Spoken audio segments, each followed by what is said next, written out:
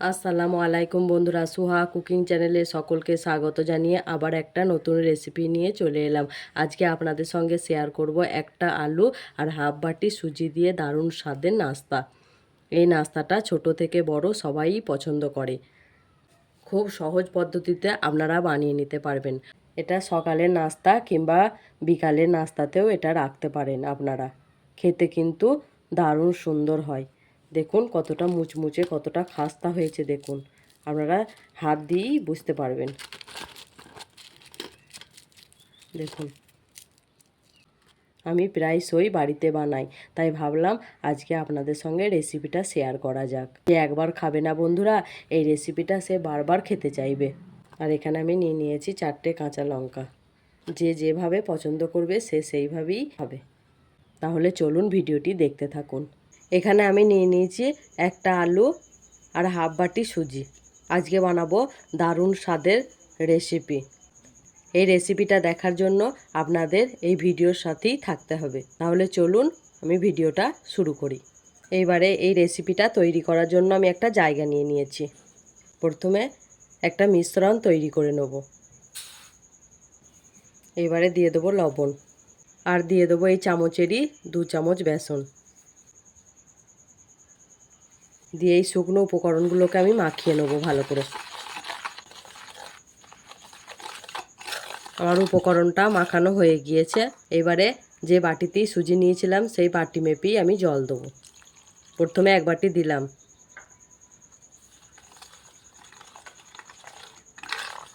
এক বাটি জলটা দিয়ে আমি একটু ভালো করে মিশ্রণটা করে নেব। মিশ্রণটা খুব গাঢ় হলে রেসিপিটা ভালো হবে না। দেখুন বন্ধুরা, খুব গাঢ় হয়ে গেছে। এখানে আমি আর 1 বাটি জল অ্যাড করলাম। একবারে জলটা দিলে বেসন আর সুজির মিশ্রণটা দলা পাকিয়ে যাবে, সেই জন্য আমি জলটা অল্প অল্প করে ব্যবহার করলাম। দেখুন বন্ধুরা, আমি সুজির আর বেসনের মিশ্রণটা করে নিয়েছি। এবারে আমি এটা কিছুক্ষণ রেস্টে রেখে দেবো, তাহলে সুজিটা একটু ভিজে যাবে। এটা রেস্টে থাকুক, ততক্ষণ আমি বাকি কাজগুলো করে নিই। এবার আমি আলুটাকে প্রথমে ছিলে নেব। বন্ধুরা দেখুন, আলুটাকে আমি ছিলে নিয়েছি। এবারে একটা জায়গা নিয়ে নিয়েছি, আলুটাকে গ্রেট করে নেব। এরকম গ্রেটার তো আপনাদের বাড়িতে প্রায়শই থাকে। এই গ্রেটার দিয়েই গ্রেট করে নেবেন আলুটা। আলুটা গ্রেট করলে খুব ভালো হবে।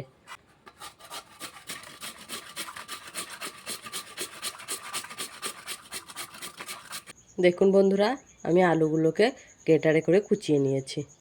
এবারে আমি এই আলুগুলোকে আমি 4-5 বার ধরে ভালো করে ধুয়ে নেব। এই আলুগুলো যত ভালো করে ধুবেন না, তত রেসিপিটা মুচমুচে হবে, খাস্তা হবে। এর মধ্যে অনেক স্টার্চ থাকে। যতক্ষণ স্টার্চটা ধুয়ে পরিষ্কার করবেন, ততক্ষণ রেসিপিটা ভালো হবে না। বন্ধুরা দেখুন, আমি আলুটাকে 4-5 বার ধরে ভালো করে ধুয়ে নিয়েছি। এবারে আমি একটা জায়গা নিয়ে নিয়েছি। এটাকে ভালো করে জলটা চিপকে চিপকে তুলে নেব।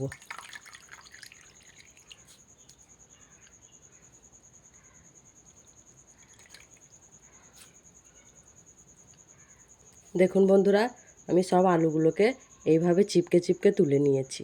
এবারে মিশ্রণটাকে দেখব। দেখুন বন্ধুরা, মিশ্রণটা কতটা গাঢ় হয়ে গিয়েছে, আর সুজিটাও কত ফেপেছে দেখুন।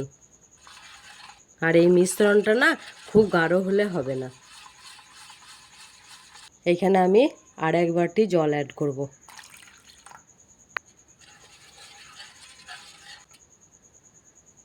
এবারে আমি একটা পেঁয়াজকে ছোট ছোট করে কুচিয়ে রেখেছিলাম, সেটা দিয়ে দেবো।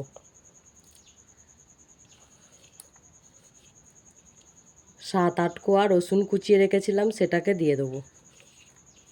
আর এখানে দিয়ে দেবো 1 চামচ লঙ্কা কুচি। এবারে আমি আলুটা দিয়ে দেবো, দিয়ে এবার ভালো করে মিশিয়ে নেব।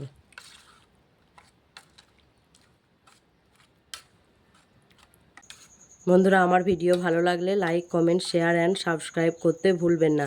যারা ইউটিউব থেকে দেখছেন তারা সুহা কুকিং চ্যানেলটাকে সাবস্ক্রাইব করে দিয়ে আমার পাশেই থাকবেন, আর পাশে বেল আইকনটা প্রেস করতে ভুলবেন না।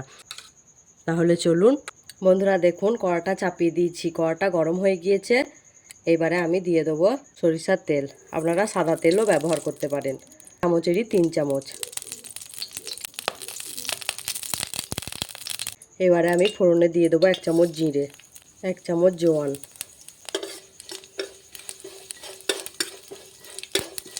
দেখুন জিরে আর জোয়ানটা একটু ভাজা হয়ে গিয়েছে। এবারে আমি মিশ্রণটা দিয়ে দেবো।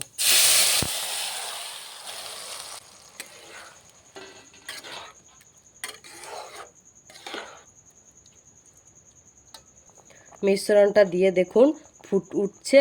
এবারে আমি দিয়ে দেবো 1 চামচ হলুদ গুঁড়ি, এবারে দিয়ে দেবো 1 চামচ লঙ্কার গুঁড়ি। ভালো করে মিশিয়ে নেবেন। আপনারা চিলি ফ্লেক্সও দিতে পারেন। এই সময় গ্যাসের ফ্লেমটা একটু আমি লোতে রেখেছি, দিয়ে ভালো করে মশলাটা মিশিয়ে নিচ্ছি। এবারে বন্ধুরা আমি কিছু কারি পাতা নিয়েছি, এটাকে কুচিয়ে দিয়ে দেবো। কারি পাতার ফ্লেভারটা অসাধারণ লাগে। আর দিয়ে দেবো 1 চামচ চাট মশলা। আপনারা চাট মশলা না থাকলে লেবু ব্যবহার করতে পারেন। সব মশলাগুলোকে দিয়ে আমি এইভাবে মিশিয়ে নেব। গ্যাসের ফ্লেমটা একটু হাইতে দিয়ে আমি এই সুজির একটা মণ্ড তৈরি করে নেব।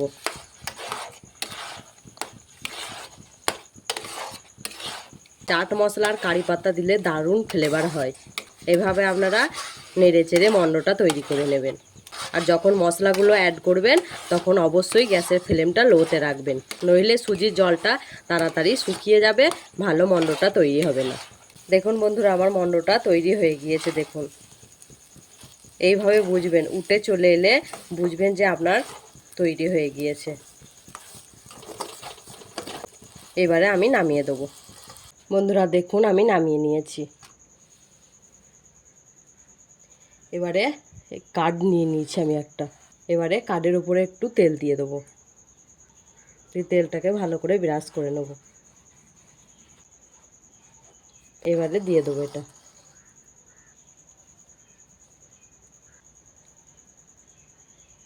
দেখুন বন্ধুরা সব মণ্ডটা আমি এখানে নিয়ে নিয়েছি। এবারে এই খুন্তির সাহায্যে একটা শেপ দিয়ে নেব।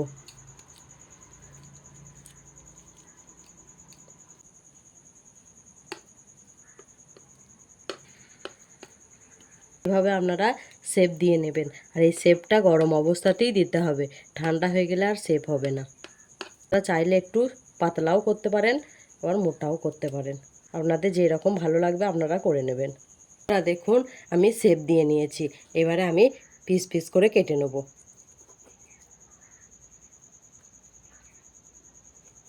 আমি একটু মোটা করেই দিয়েছি।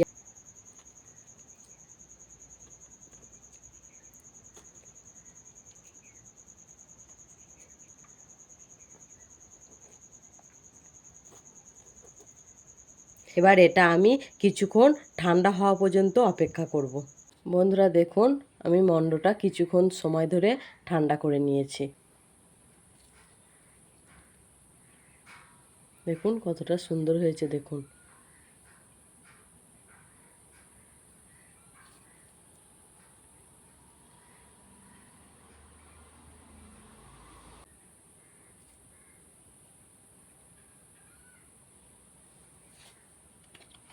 আমি সবগুলোকে এইভাবে তুলে নিয়েছি।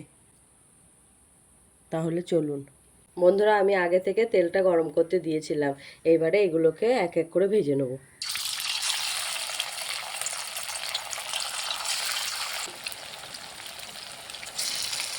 এই সময় গ্যাসের ফ্লেমটা খুব হাই ফ্লেমে দিলে হবে না, মিডিয়াম ফ্লেমে রেখে ভাজতে হবে।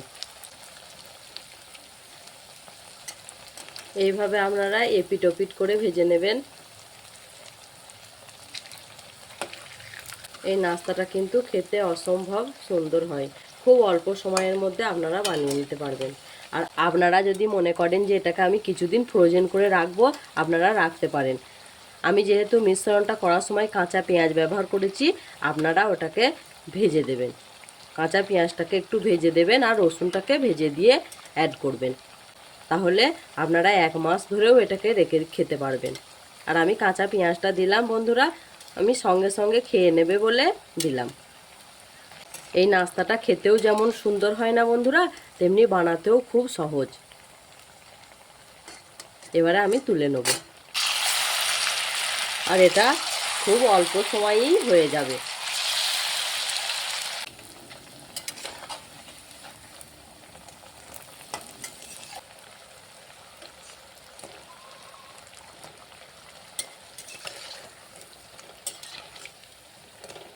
দেখুন বন্ধুরা, আমার ভাজা হয়ে গিয়েছে, আমি তুলে নেব এবার।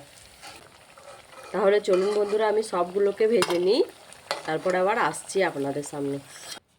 বন্ধুরা দেখুন, আমার নাস্তা রেডি। দেখুন কতটা সুন্দর মুচমুচে হয়েছে, হাতে দিলেই আপনারা বুঝতে পারবেন। দেখুন এইভাবে আপনারা বানিয়ে নেবেন, খুব সহজ পদ্ধতিতে, খুব সামান্য উপকরণ দিয়ে। আপনাদের রান্নাঘরে প্রত্যেকেরই এই উপকরণগুলো থাকে, এইভাবে আপনারা একটু বানিয়ে নেবেন। এবার এটাকে আমি সস আর 4টে লঙ্কা নিয়ে নিয়েছি, পরিবেশন করব। দেখুন কতটা মুচমুচে খাস্তা হয়েছে। দেখুন দেখুন চলুন আসছি আবার একটা নতুন রেসিপির সঙ্গে।